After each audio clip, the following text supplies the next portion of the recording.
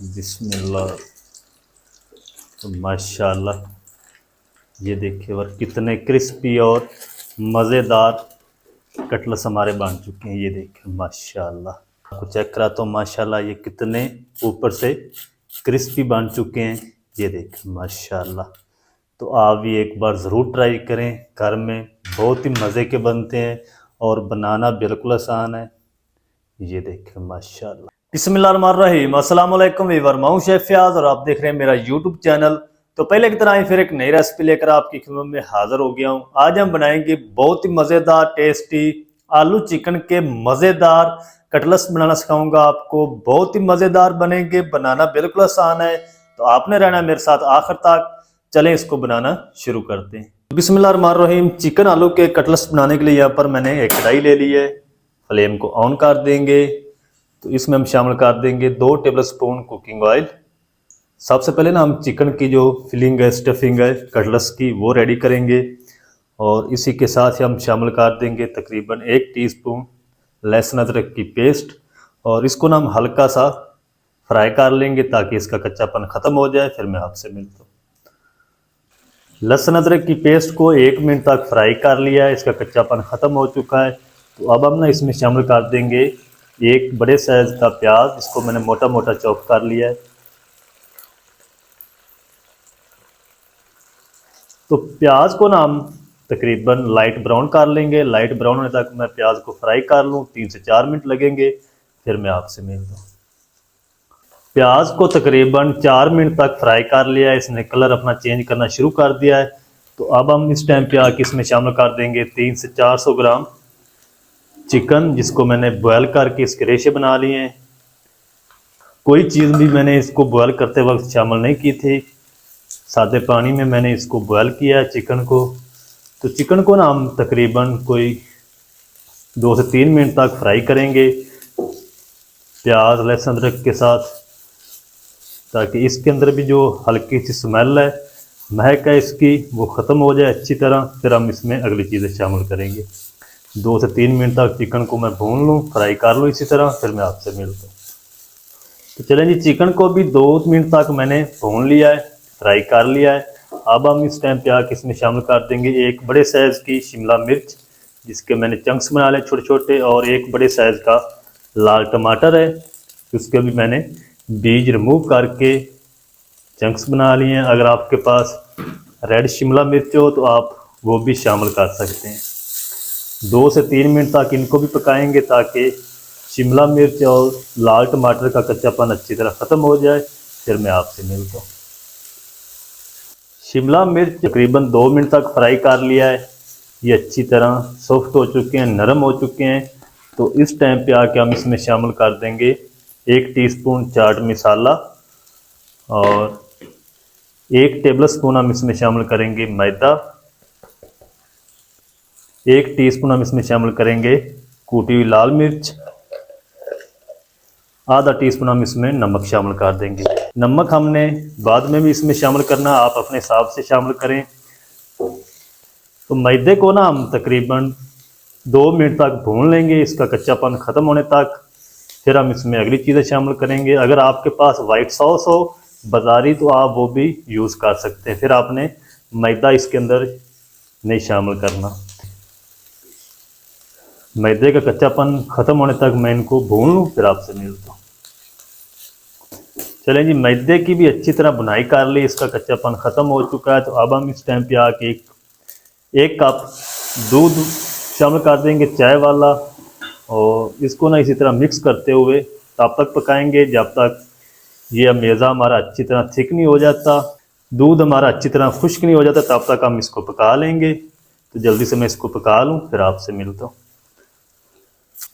चलें जी, 2 मिनट तक मैंने इसको दूध शामिल करने के बाद पका लिया है और ये मेज़ा हमारा रेडी हो चुका है, थिक हो चुका है, दूध भी अच्छी तरह खुश्क हो चुका है। फ्लेम को ऑफ कर देंगे और इसको हम ठंडा होने के लिए छोड़ देंगे। तब तक हम जो नेक्स्ट स्टेप है इसका आलू वाला, वो कर लेते हैं। तो चलें जी, अब मैंने 500 ग्राम आलू ले लिए हैं बॉयल किए हुए। तो इनको ना हमने ग्रेट करना है, कद्दूकश करना है। तो अब हम एक ग्रेटर ले लेंगे, तो जो इसकी बारीक साइड हो ना उससे आपने इसको ग्रेट करना है।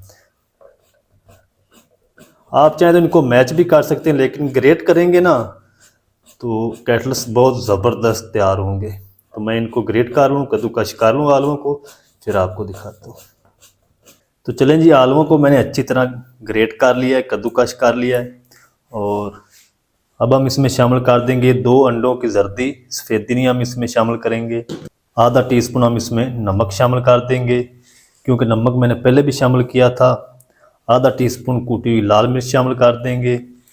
1 टीस्पून हम इसमें शामिल कर देंगे धनिया पाउडर, हरा धनिया शामिल कर देंगे। और इन सारी चीज़ों को ना हम अच्छी तरह मिक्स कर लेंगे।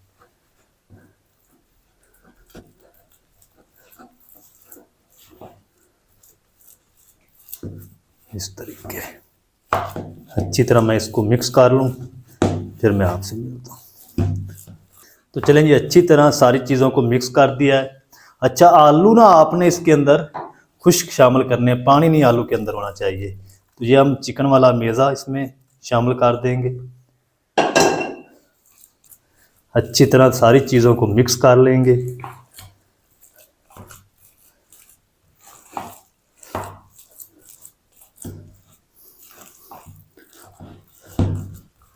तो चलें जी, अब मेज़ा हमारा रेडी हो चुका है, अच्छी तरह मिक्सिंग कर दी है। अब हम इसके कटलेट्स बनाते हैं। चलें, तो चलें जी, अब मैंने हाथों के ऊपर ग्लव्स पहन लिए हैं, हल्का सा ऑयल लगा लिया ताकि ये हाथों को चिपके ना। तो जितने साइज़ के आपने कटलेट्स बनाने हो उतना आप मेज़ा ले लें, इस तरीके इसका बाउल बनाएं, इस तरीके ऐसे, और इसको ओवल शेप दे देंगे इस तरीके।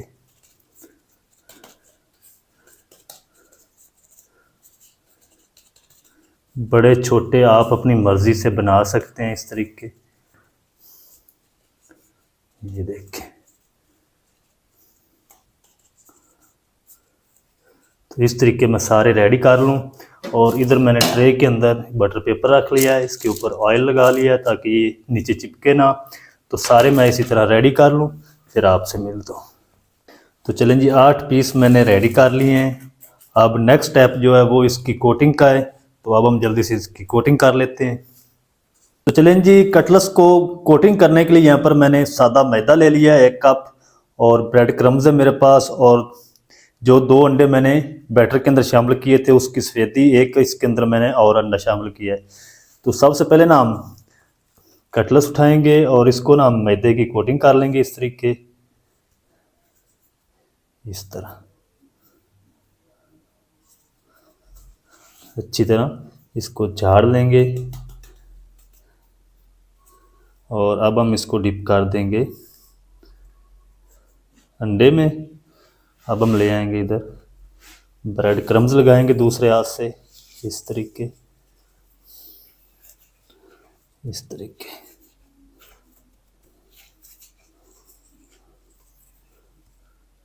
इसी तरह मैं सारे रेडी कर लूँ, तो फिर मैं आपसे मिलता हूँ। तो चलें जी, माशाल्लाह जी, कोटिंग रेडी हो चुकी है। तो इस टाइम पे आके ना आप इनको फ्रीज़ भी कर सकते हैं। आप इसी तरह ट्रे को उठाएं और फ्रिज में रख दें। जब ये अच्छी तरह जम जाए तो फिर आप इसको जिप बैग में रख के इसको 1 से 2 हफ्ते यूज़ कर सकते हैं रमज़ान शरीफ में। तो अब हम इनको जल्दी से फ्राई करेंगे। मैंने फ्रीज़ नहीं करना, मैंने आपको तरीका बता दिया है। तो जल्दी से मैं इनको फ्राई करता हूँ। तमाम तरीका आपको बताऊंगा कि इनको फ्राई कैसे करना है, कितनी आंच पे करना है, कितनी देर करना है। तो आप मेरे साथ रहें। तो चलें जी, दूसरी साइड पे मैंने कुकिंग ऑयल को गर्म कर लिया है मीडियम टू हाई फ्लेम पे। तो अब हम इसमें ये कटलेट्स शामिल कर देंगे, बिस्मिल्लाहिर्रहमानिर्रहीम। तो इनको ना आपने गोल्डन ब्राउन कलर आने तक फ्राई करना है, क्योंकि इसके अंदर वाला जो मेज़ा है वो हमारा ऑलरेडी पका हुआ है। इनको ना हमने जस्ट हल्का सा कलर देना है। चलें जी, तो इनको ना मैं 1 मिनट तक इसी तरह फ्राई होने दूंगा, फिर मैं इसकी साइड को चेंज करूंगा। तो 1 मिनट तक मैं इसी तरह फ्राई कर लूँ, फिर मैं आपसे मिलता हूँ। तो चलें जी, 1 मिनट तक कटलेट्स को मैंने फ्राई कर लिया एक साइड से। अब हम इसकी साइड को चेंज कर देंगे।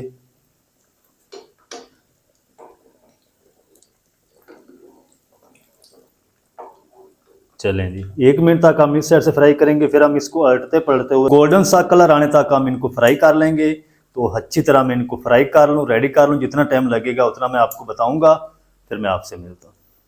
तो चलें जी, 3 मिनट तक मीडियम टू हाई फ्लेम पे मैंने इनको फ्राई कर लिया है। तो हाई फ्लेम पे आपने इनको फ्राई करना है, लो आंच पे आपने इनको फ्राई नहीं करना, तो सारे कटलेट्स आपके टूट जाएंगे। प्यारा सा गोल्डन कलर आ चुका है 3 मिनट में, तो अब हम ये निकाल लेंगे। बिस्मिल्लाह।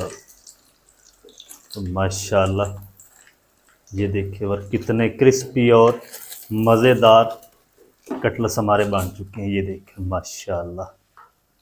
तो अब हम क्या करेंगे, ये मैंने तकरीबन 14-15 पीस बनाए हैं, तो बाकी जो बैच बच चुका है वो भी हम शामिल कर देंगे कुकिंग ऑयल में। इसी तरह इनको भी फ्राई कर लेंगे, सारे मैं रेडी कर लूँ, फिर आपसे मिलता हूँ। तो चलें जी, माशाल्लाह जी सारे हमारे कटलेट्स बनकर रेडी हो चुके हैं, फ्राई हो चुके हैं। ये देखकर माशाल्लाह कितने ज़बरदस्त बने हैं। फ्लेम को आपने फ़ौरन से ऑफ़ नहीं कर देना। जब ये सारे कटलेट्स आप निकाल लें, जो चीज़ भी फ्राई कर रहे हैं, मैं आपको हर वीडियो में बताता हूँ कि फ़्लेम को आपने आखिर में ऑफ़ करना है, नहीं तो जो सारा कुकिंग ऑयल है वो इनके अंदर चला जाएगा, फिर ये क्रिस्पी नहीं रहेंगे और मज़े के भी नहीं लगेंगे। कितने ज़बरदस्त बन चुके हैं। तो आप भी रमज़ान शरीफ में ज़रूर ट्राई करें इस रेसिपी की, बहुत ही मज़े के बनते हैं। अब हम फ्लेम को ऑफ़ कर देंगे, चलते हैं फाइनल लुक की तरफ, आपको दिखाता हूँ इनकी फाइनल लुक। तो आपने मेरे साथ रहना है। तो चलें जी, इसको हम सर्विंग करेंगे ग्रीन चटनी के साथ। आप चाहें तो इसको रायते के साथ या आप इसको केचप के साथ भी खा सकते हैं। तो मैं आपको चेक कराता हूँ, माशाल्लाह ये कितने ऊपर से क्रिस्पी बन चुके हैं, ये देखें माशाल्लाह। तो आप भी एक बार ज़रूर ट्राई करें, घर में बहुत ही मज़े के बनते हैं और बनाना बिल्कुल आसान है। ये देखें माशाल्लाह, तो बहुत ही मज़े के बनते हैं। आप एक बार घर में ज़रूर ट्राई करें। मज़ेदार, टेस्टी, क्रिस्पी आलू चिकन के कटलेट्स किस तरीके से बनाए जाते हैं, तमाम तरीका आपके साथ शेयर कर दिया है। वीडियो अच्छी लगे तो वीडियो को लाइक कर दें, चैनल पर नए तो चैनल को भी सब्सक्राइब करके बेल आइकन को ऑल पर प्रेस कर दें, ताकि इस तरह की हर नई आने वाली वीडियो आप तक पहुँच सके। मिलते हैं एक नई वीडियो के साथ, तब तक के लिए शेफ फयाज को दीजिए इजाज़त। दुआ में याद रखें। अल्लाह हाफिज़।